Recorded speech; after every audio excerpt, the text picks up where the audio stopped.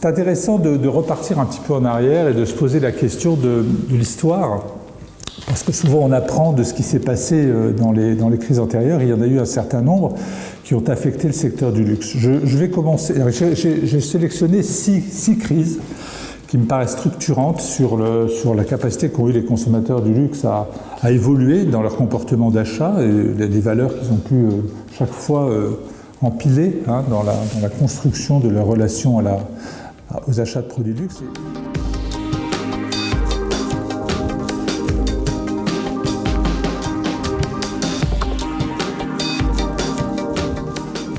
Dans une demande de la part des consommateurs du luxe, mais pas que, également des marques de luxe, de décélération. Recherche de simplification, refus de l'accumulation, la quantité plus importante que la qualité, le déstockage, et puis tout ce courant du slow. On a ralenti sa vie, on l'a vécu différemment, donc on est sur le slow time, le slow life, et le slow made, qui est un des éléments culturellement ancrés dans l'économie du luxe.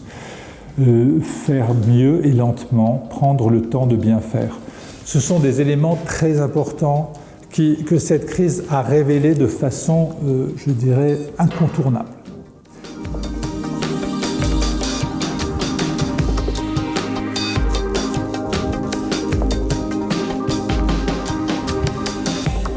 À satisfaire cette consommation, je dirais, encore plus forte de numérique, il va falloir être beaucoup plus créatif. Et ça, je pense que les marques doivent en avoir conscience parce que face à une utilisation presque permanente du digital, il va falloir clairement aider les clients à vivre des expériences créatives, à les accompagner dans cette surconsommation digitale avec de la créativité autour du produit, autour des services, autour des partenariats qu'on va mettre en place, autour de la communication, autour de la technologie. Tout ça devra accompagner ce grand élan d'expérience digitale.